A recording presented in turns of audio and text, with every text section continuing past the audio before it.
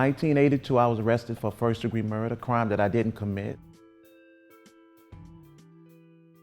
I was fortunate, some would say, the jury rejected the death penalty and I was given a life sentence.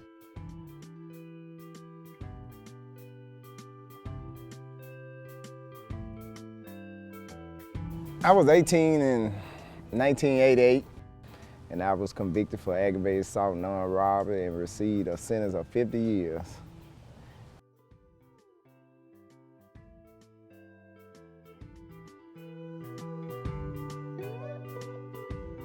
Louisiana, second-degree murder carries a life sentence, a mandatory life sentence. There's no other sentence that you can get.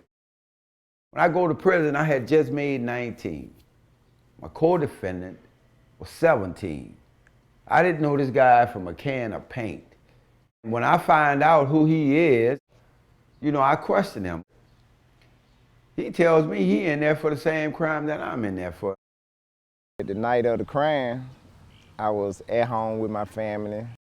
Investigator paid a state witness to say that he seen me at the time of the crime. And I guess they was more convincing. The witness in my case made a mistake. She had identified me as the person that had killed her boyfriend. I spent 28 and a half years in prison for something I had totally no involvement in. When I got to Angola in 1985, I tried to learn law. They had an Innocence project in a lot of states, but there was none in New Orleans. But in 2000, a lady named Emily Bolton, the founder of the Innocence project, she graduated from Tulane as a law student.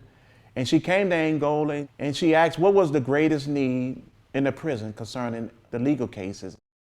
I think the Innocence project was created in 2001.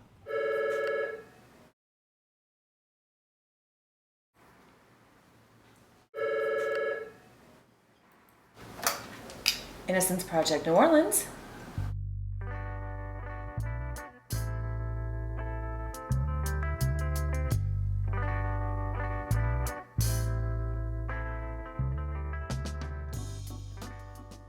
We represent prisoners who've been wrongly convicted and sentenced to anything less than death in Louisiana and Mississippi. Louisiana has the highest incarceration rate in the world. It has the highest rate of people serving life without parole in the world. If every state in the US was a country in its own right, most of them would be up in the top 50 in terms of incarceration rates, and Louisiana would be number one. This country has a problem, but the South has an even bigger problem. If you look at the news and you see a composite description of someone that's just committed some horrific crime, 75% of the time it's going to match me. About 6 feet tall, brown skin, stocky build, last seen in the New Orleans area. Well, that's me. Initially, I was a young lawyer, just trying to find my way, and I was already aware of the injustices that young black men in the South had dealt with, were still dealing with. Statistically, some people in prison didn't do it. And when you have the highest incarceration rate in the world, you can bet that there is a pretty high rate of people who didn't do it. And none of those people, except those who are sentenced to death, have the right to anybody to help them prove their innocence. Typically, Innocence Project New Orleans also uncovers the hiding of evidence that could have freed a person, corrupt police practices that cover up those huge bits of evidence that could prove that this 6-foot, brown-skinned, stocky guy matched the description, but he could not have been there. So the only pushback for that type of injustice that is on several different layers is the Innocence Project New Orleans.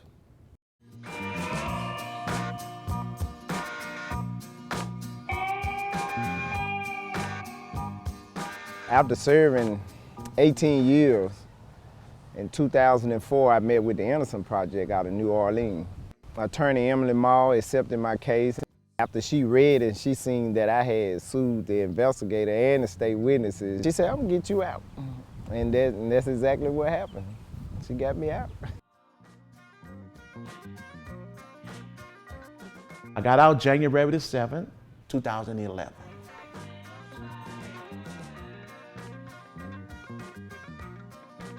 In 2003, you know, I was released. It just made me feel real good to know that you have these kind of people willing to see that justice is done for you and they don't even know you.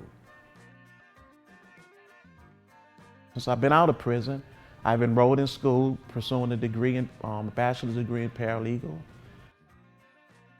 The greatest thing to me about being free is you're free to come out, you're free to walk, you're free to travel, you are free to visit people, you are free to go eat what you choose to eat.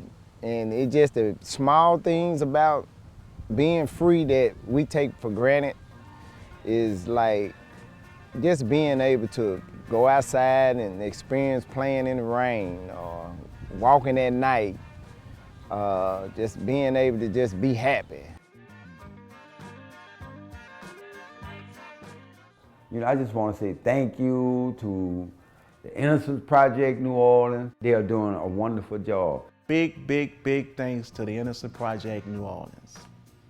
Thank you to the Innocence Project for fighting so hard for my freedom. Can't say thank you enough. Thank you very much.